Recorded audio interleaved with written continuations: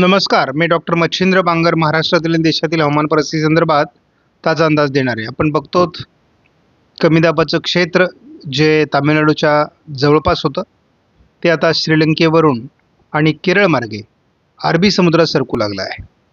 त्यामुळे केरळ, तामिळनाडू, दक्षिण कर्नाटक, रायलसीमा या राज्यांमध्ये पावसाचं प्रमाण वाढलं आहे. भारतीय हवामान खात्याने वेबसाईटला 23-24 तारखेच्या दरम्यान बंगालच्या उपसागरात कमी दाबाचं क्षेत्र विकसित होईल अशा प्रकारचा अंदाज दिलेला आहे आणि तो या ठिकाणी आपण बघू शकता. सध्या जे काही कमी दाबाचं क्षेत्र आपल्याला इमेजमध्ये दिसतंय त्यामध्ये मात्र सायक्लोनिक सर्क्युलेशन म्हणून त्याचा प्रभाव नाही आहे, परंतु भविष्यात 23-24ला तयार होणारं कमी दाबाचं क्षेत्र हे तीव्र स्वरूपाचं असणार आहे.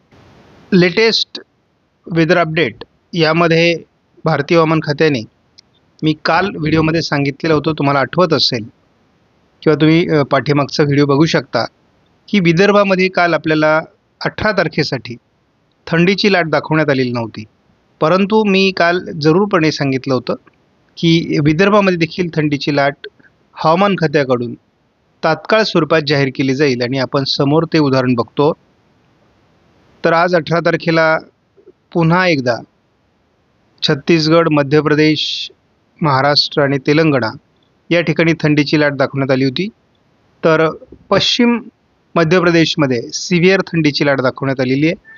जवळपास 6 ते 7 अंशापर्यंत महाराष्ट्रात, तर मध्य प्रदेशमध्ये जवळपास 5 अंशापर्यंत थंडी उतरली आहे. कमी दाबाचं क्षेत्र तीव्र झाल्यामुळे दक्षिणेत ऑरेंज अलर्ट देण्यात आला आहे. आपण थंडीच्या लाटेसंदर्भात आत्ता बघतो 19 तारखेसाठी दिलेला अलर्ट आहे. मध्य प्रदेश आणि महाराष्ट्रातील उत्तर महाराष्ट्र, मध्य महाराष्ट्र, पश्चिम महाराष्ट्रात थंडीची लाट दाखवली आहे. उद्या पुन्हा एकदा आपल्याला मराठवाडा आणि विदर्भात देखील आणि छत्तीसगडमध्ये देखील अपडेटमध्ये थंडीची लाट दिसणार आहे. महाराष्ट्रात भारतीय हवामान खात्याने थंडीची लाट कायम दाखवली आहे. केरळ आणि तामिळनाडूमध्ये मेघगर्जनेसह पावसाचं वातावरण आहे आणि लवकरच हे वातावरण आता कर्नाटक, तेलंगणा, आंध्र प्रदेश, महाराष्ट्राकडे सरकण्याची शक्यता काही दिवसामध्ये आहे.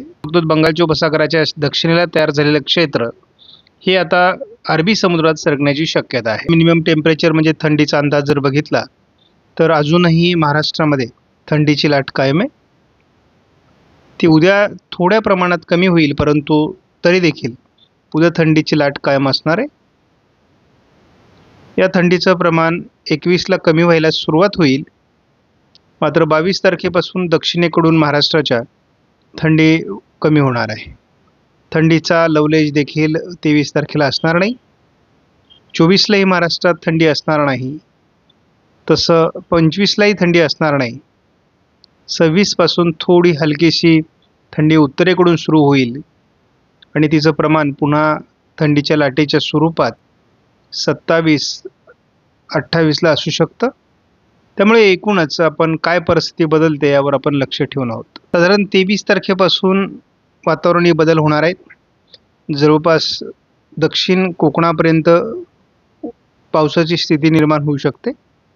त्यामुळे आपण बघतो की 24 तारखेला थोडं दक्षिण कोकण, पश्चिम महाराष्ट्र पावसाळी वातावरणाची शक्यता आहे आणि ही शक्यता 25 तारखेला देखील कायम आहे.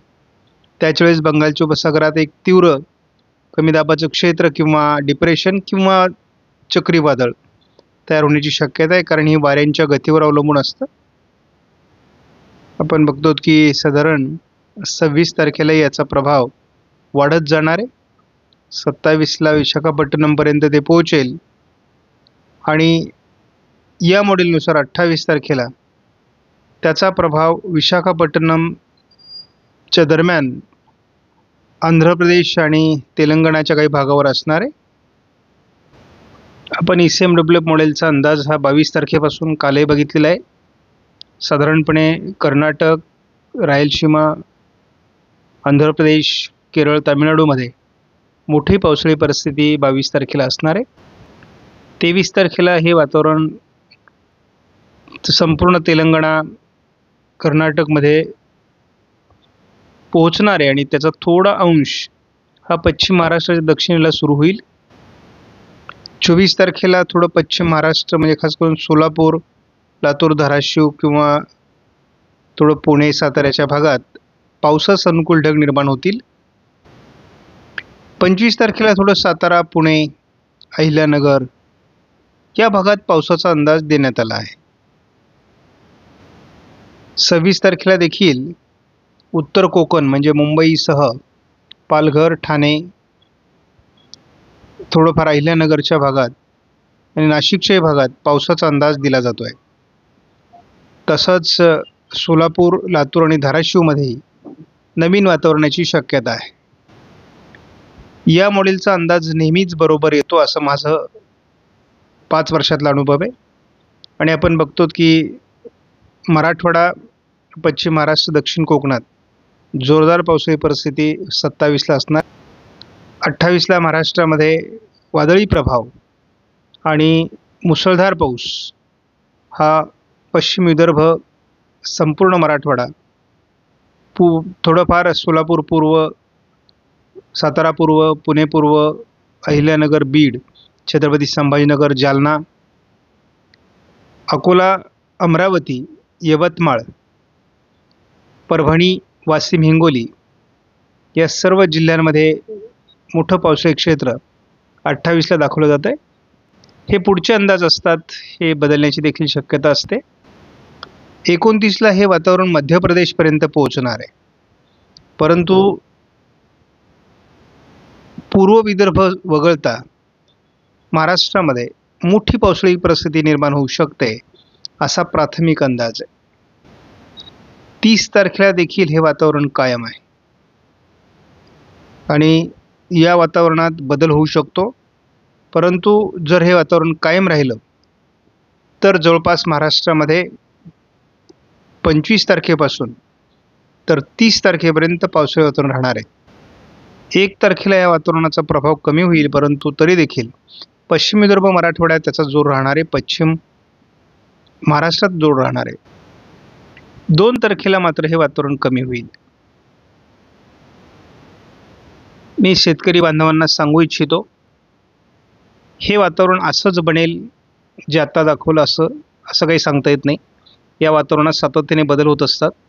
त्यामुळे दररोजचे अपडेट सकाळ संध्याकाळ बघत चला, म्हणजे हवामानात नेमकी काय बदल होतो आहे ते कळणार आहे. कारण आज आपण 18 तारखेला आहोत आणि 8-10 दिवसामधलाच हा संपूर्ण अंदाज आहे.